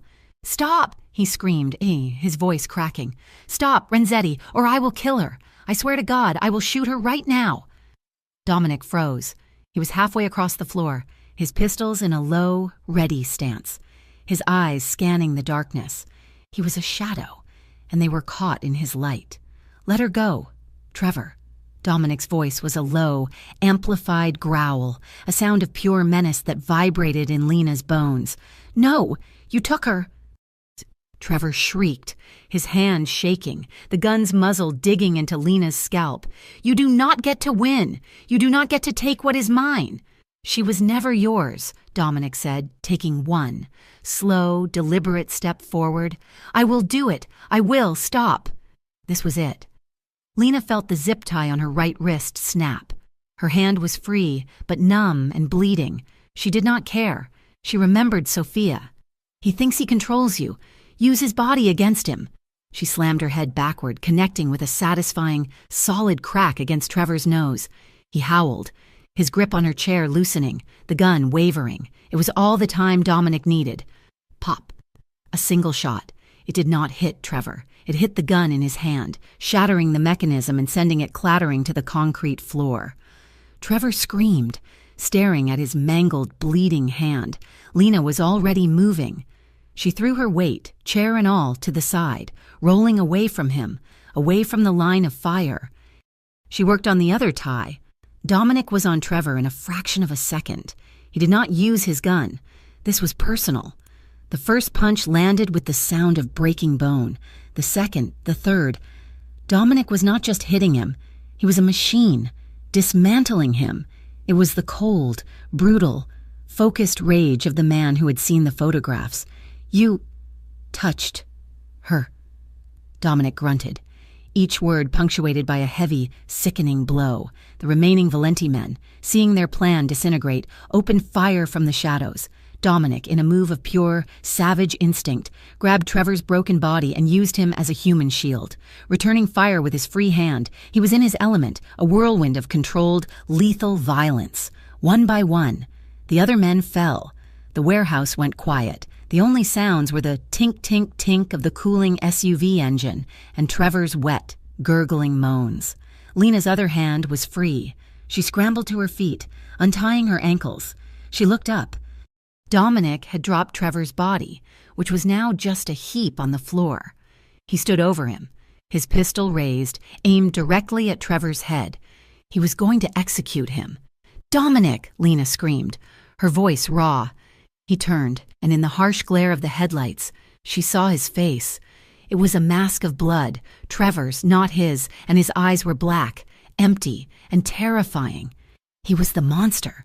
"Please," she whispered, her hands outstretched, tears finally streaming down her face. "Do not for him, for me. Do not be him." Dominic looked at her face, her raw wrists, her split lip. He looked at the pathetic, broken man on the floor. He was breathing hard, his whole body trembling with the effort to hold back. He lowered the gun. He let out a breath, a shudder that ran through his entire frame. Then, in one vicious and final motion, he reversed the pistol, gripping it by the barrel, and brought the heavy butt down on Trevor's temple. The man went limp, unconscious. "For you," Dominic breathed, the words lost in the vast, cold air. A new sound, sirens, distant but getting closer, fast. "They must have heard the shots," Lena said, her legs shaking. "The Valentis," Dominic said, already moving, pulling her to him. He checked her, his hands running over her arms, her face. A cleanup crew, a trap inside a trap. He pulled a small, black device from his vest. "This place is full of their product, old gas, chemicals. They were going to burn it all anyway. Evidence. Us." He pushed her toward a small, metal door she had not seen. "This way." He pressed the button. In the far corner, near a stack of oil drums, a small, bright charge ignited. The flames caught instantly, a whoosh that sucked the air from the room.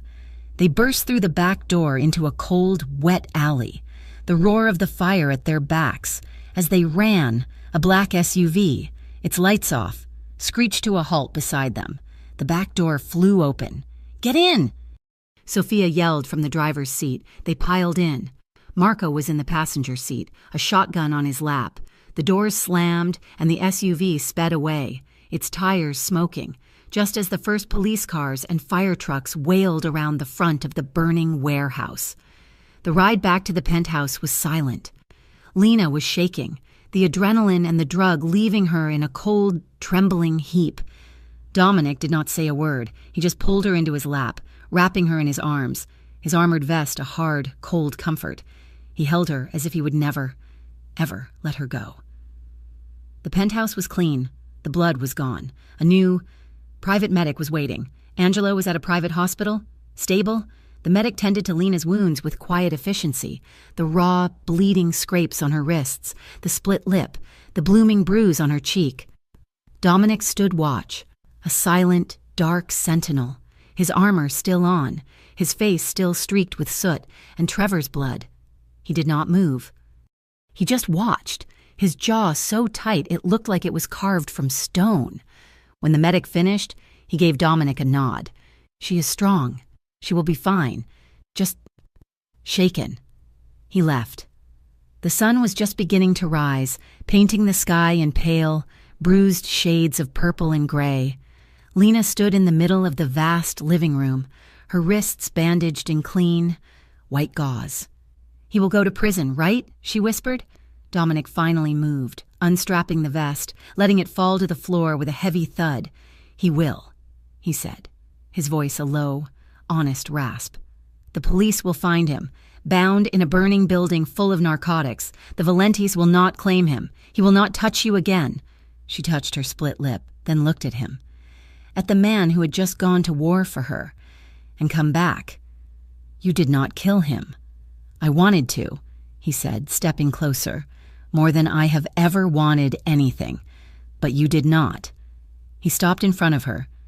His large, calloused hand came up, his fingers gently, so gently, tracing the line of her jaw, his touch a butterfly's weight, careful not to touch the bruise.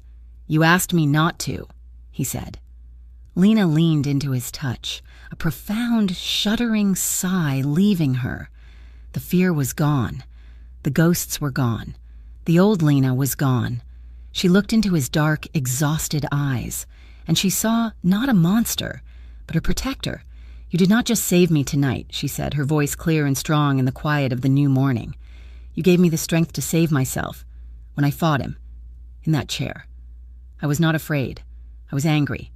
You and Sophia. You taught me how to fight. You gave me that." Dominic closed his eyes, a look of almost physical relief passing over his face. He leaned down, pressing his forehead to hers, and breathed her in. "Get some sleep, Lena," he murmured. "Only if you do," she whispered, her bandaged hands coming up to cup his face. He nodded, and for the first time, he led her to the bedroom, not to protect her from the world, but to rest with her, finally and completely, in the home they had, together, bought in blood. Weeks later, the city was still talking about the waterfront inferno. The Bravestone Press had spun a wild, contradictory tale of a narcotics deal gone wrong, a brave anonymous tip, and a lone, unidentified survivor, Trevor Hayes, found bound and beaten, but alive, amid the wreckage. Dominic, however, was already moving on to the ashes. He did not testify in any court of law. His testimony was delivered in a far more final, binding way. He sat in his office, his consigliere, Marco, across from him, as he finalized the narrative that the state would adopt. "The evidence is in place," Marco said, ticking items off a list. The planted narcotics shipped from a Valenti warehouse were logged by the police. The anonymous tip from a rival distributor pointed them directly to Trevor Hayes as the Valenti's new, ambitious point of contact. Dominic sipped his coffee, his face impassive. "And the photographs?" "Handled," Marco said. They were found in Hayes' apartment, along with several threatening, obsessive letters addressed to Lena. The district attorney is not painting him as a kidnapper. He's painting him as an unhinged, spurned lover who tried to leverage his ex-girlfriend to gain favor with the Valentis, and who then, in a jealous rage, burned the whole operation to the ground. "Good," Dominic said. "He's not a monster. He's a pathetic, obsessive fool. That is how he will be remembered. He will be buried under the jail. Boss. With the drug charges, arson, and the evidence of stalking, he will not see daylight for at least 30 years. And the Valentis have cut him loose entirely. They will not risk their own operation to save their pawn." "And Lena's name?" Dominic asked. The only question that truly mattered. "She's listed only as the victim. Her name is sealed, filed as a witness too intimidated to testify. She will never have to enter a courtroom. She will never have to see his face again." Dominic nodded, closing the file. The last ghost was being exorcised, not with violence, but with paperwork. The system, which had so completely failed Lena, was now being wielded by him as a scalpel, cutting her free for good. While Dominic was busy burying the past, he was also, quietly, building Lena's future. One rainy afternoon, he told her to put on a coat. He did not say where they were going. He drove her, not in his armored SUV, but in a simple, elegant black sedan, to a part of town she had not seen since before her life had fallen apart. It was a quiet, tree-lined street, the kind with old brickwork and gas street lamps. It was the street she had once told him about, in a half-asleep late-night confession. "I used to dream," she had murmured, her head on his chest, "about a little bookstore cafe. It was called the Page Kettle. It always smelled like old books and cinnamon. I used to go there and read for hours, just to feel safe." He pulled up to the curb. The sign was still there, a charming, painted sign of a teapot pouring books, but the windows were dark, a For Lease sign hanging in the window, stark and white. "Oh," Lena whispered, her heart sinking. "Of course. It is gone." Dominic killed the engine. The only sound was the rhythmic thwack-thwack of the windshield wipers. "It went under 3 months ago," he said, his voice quiet. "The owner retired." He reached into his pocket and produced a single, old-fashioned brass key on a new, heavy key ring. Lena looked at the key, then at his face. "Dominic, what did you do?" "I did not do anything," he said. "The bank finalized the sale of the building and its assets this morning." He held the key out to her. "It is yours, the deed, the business license, the inventory. It is all in your name." Lena stared at the key as if it were a burning coal. "Dominic, this is too much. I cannot, this is just another beautiful cage, a job you are giving me." "No," he said, his voice firm, turning to look at her.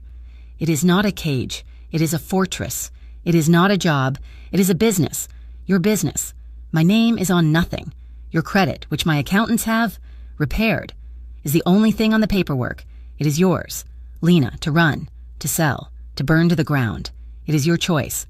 That is all I wanted to give you.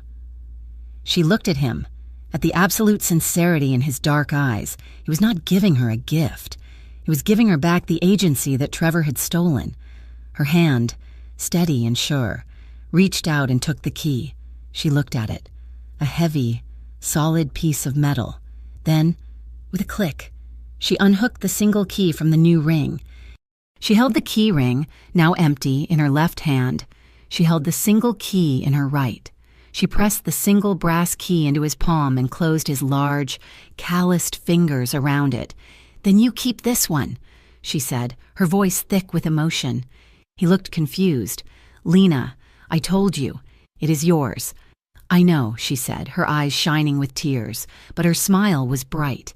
"But you built this too. You built me back. Dominic, you do not get to just walk away. You keep one key. It means you are always welcome. It means you have a place to go when you do not want to be the boss, when you just want a good cup of coffee." He looked at the key in his hand, then at her. A slow, genuine smile spread across his face, a smile that reached his eyes and transformed him. He leaned in and kissed her, not with passion, but with a profound, quiet devotion. "I would like that," he said against her lips. The true test, however, came in the form of a Sunday dinner. Dominic announced it casually, as if he were not leading her into the lion's den. "We're having dinner at my mother's house. Sophia will be there. You should wear something. Warm." Lena's fear of Trevor was gone. Her fear of Elena Renzetti, the woman who had birthed and raised the most powerful man in Bravestone, was immediate and palpable. The Renzetti family home was not a modern fortress like the penthouse. It was an old-world brick mansion, covered in ivy, with a garden that was clearly tended by a loving, if brutal, hand. Dominic was tense. He kept adjusting his cuffs, a nervous tic she had never seen.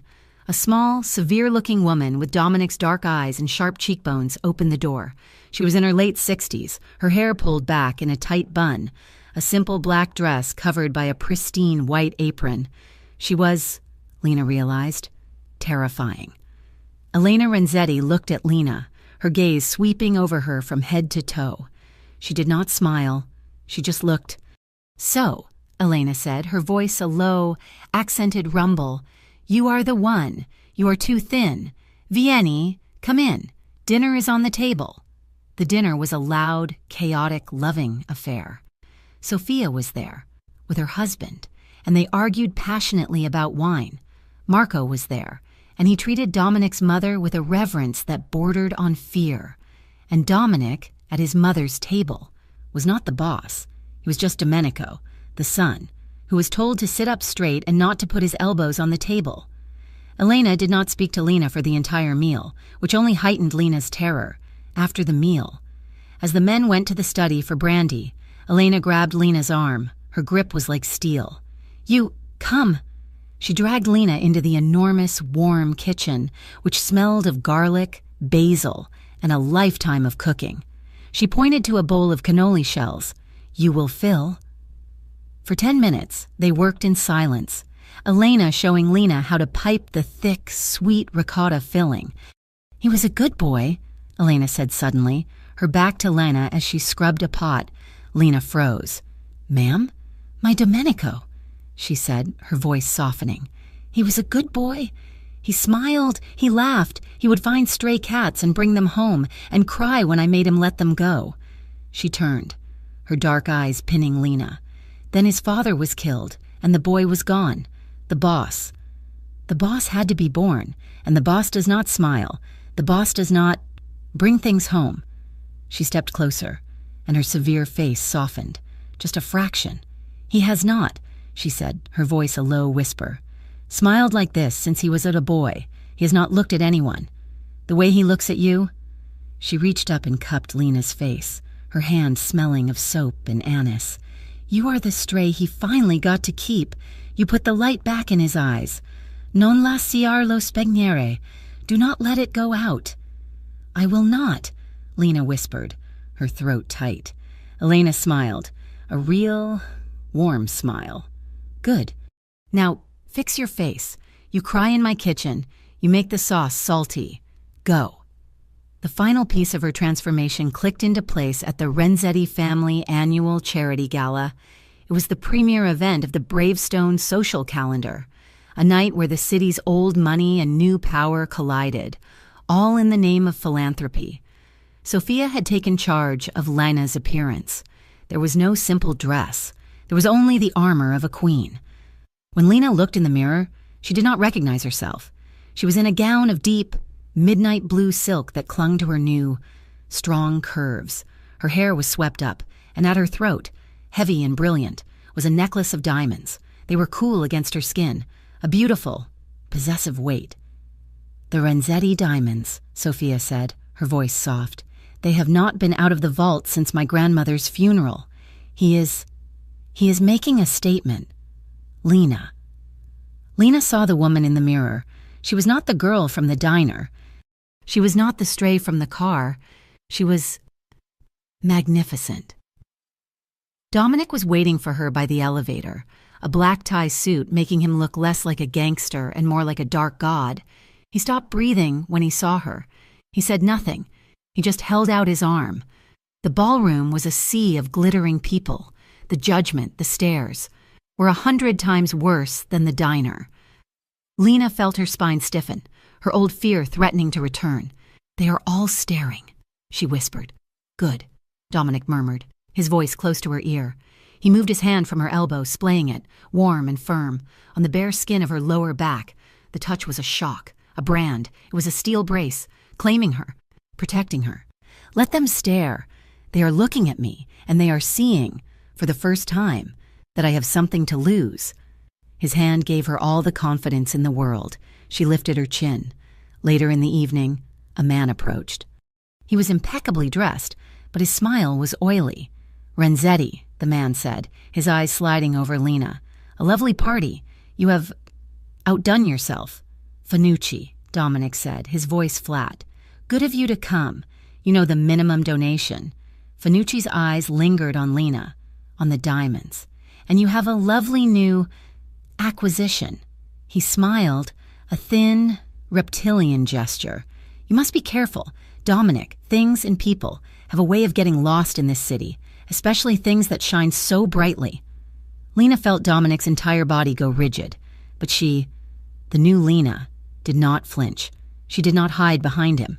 She met Fanucci's gaze, her expression a perfect, pleasant mask. How kind of you to be concerned, Lena said, her voice as smooth as the silk she was wearing. But I find I am not easily lost. I have an excellent sense of direction. Fanucci's smile faltered. He looked at Dominic, who was simply, terrifyingly, smiling. Enjoy the party, Fanucci, Dominic said, a clear dismissal. As the man walked away, Dominic's hand on her waist tightened, a single, possessive squeeze. He leaned in, his lips brushing the shell of her ear. You see, he whispered, a dark, proud rumble in his chest. He threatens us, not you. You will never face anything alone again. They returned home late, the penthouse a silent, dark sanctuary high above the sleeping city. There was no chaos, no gunfire, no threats waiting in the shadows. There was just them. Lena kicked off her high heels, her feet sighing in relief. She walked to the window, the diamonds at her throat feeling suddenly heavy, the city lights a familiar, comforting glow. Dominic came up behind her. He did not speak. He just began to undo the complex clasps of the necklace. The diamonds pooled, heavy and cold, in his hand. They are beautiful, Lena whispered, but they are heavy. They are just rocks, Kara, he murmured, his voice rough. He set the necklace on a table and turned her around. His hands went to the zipper of her gown. This is just silk, armor, and you do not need it. He kissed the nape of her neck, his hands slow and sure as he peeled the dress from her shoulders, letting it fall to the floor in a dark, whispering pool. This time, there was no desperation. There was no adrenaline, no fear, no proving of points. This was not a clash. It was a homecoming. He undressed her with an unhurried, tender reverence. His fingers traced the faded scar on her arm, the spot on her jaw where the bruise had been. He was mapping her, memorizing the woman he had fought for, the woman who had healed. She, in turn, unknotted his tie, her fingers moving with a new, confident grace. She unbuttoned his shirt, pressing a kiss to the warm skin over his heart. There was soft laughter, a rarity in this glass tower, when his cufflink snagged, and he, the man who could dismantle an entire criminal organization, grumbled in frustration. They fell into the bed, a tangle of limbs and silk sheets, the city lights their only witness. Their lovemaking was a slow, deep, quiet rhythm. It was a conversation without words. It was devotion. It was a promise. It was the unhurried exploration of two people who had all the time in the world because they had, together, bought that time in fire and in faith. Later, they lay in the dark. The storm was long gone. The night was peaceful. Lena's head was on his chest, her ear pressed to his heart, listening to the steady, strong, slow beat. She was wrapped in his arms, her body warm, her mind blissfully, finally, quiet. She was drifting into a sleep she knew would be safe. She felt more than heard. The rumble in his chest as he spoke, his lips brushing the top of her hair. "You'll never sleep cold again," he whispered.